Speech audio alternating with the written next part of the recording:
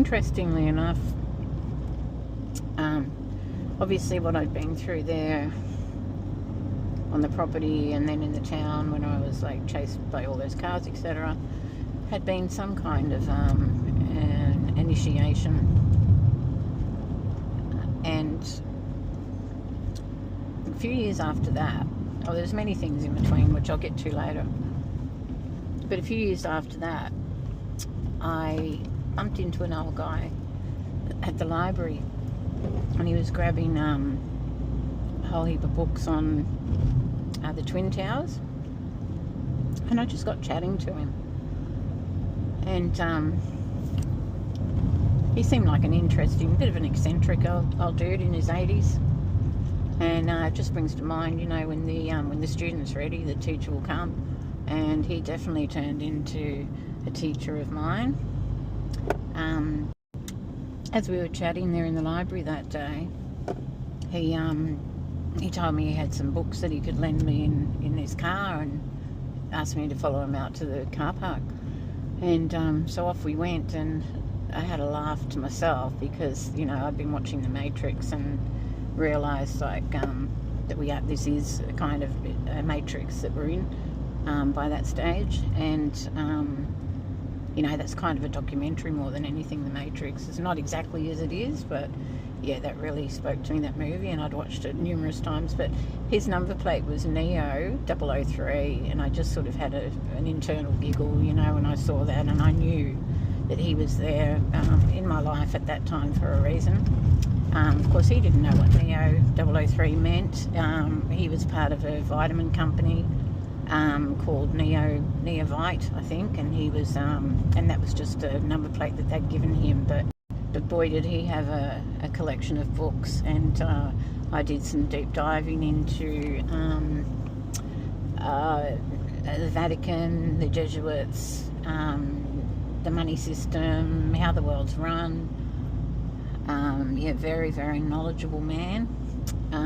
Interesting with the Twin Towers, when I actually watched it on TV about a week or so before that actually happened, I'd watched this show about demolition, and just when I seen the Twin Towers fall, it was exactly how that controlled demolition had looked, and I knew it straight away that was a controlled demolition. But yeah, that man was played a very big part in my life, and he was a great teacher. So yeah, look out when you're ready. The teacher will come.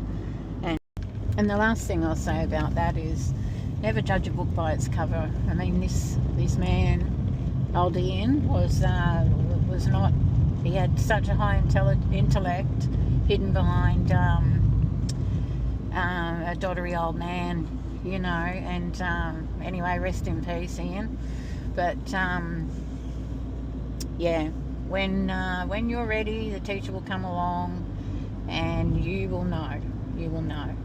Yeah, so he used to take me to the Philosophical Society. I met all kinds of people, and like I said, I was just hungry for knowledge at that time. So yeah, anyway, look out for your teacher.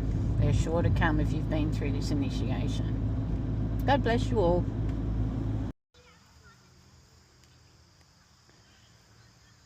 Looks like a mummy and a baby. These are grey kangaroos. Another one over there.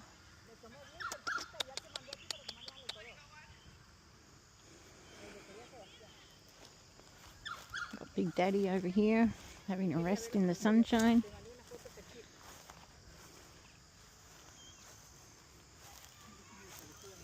Not scared. You're not scared at all. You're used to people, aren't you?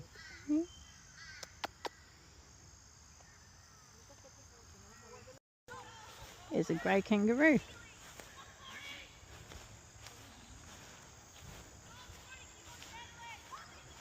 Looks like a mixture between a big rat and I don't know, a possum or something. But yeah. Hello. Hey, little one. Little baby one there. That's mummy. There's a couple of daddies. He's a big one. I think these are grey kangaroo. A big daddy having a sleep. Interesting, aren't they? Bit like a deer as well.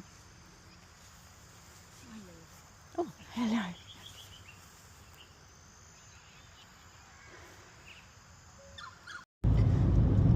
Yeah, the grey kangaroo represents moving forward motion. As kangaroos and wallabies can't jump backwards, so that's the symbolism behind that.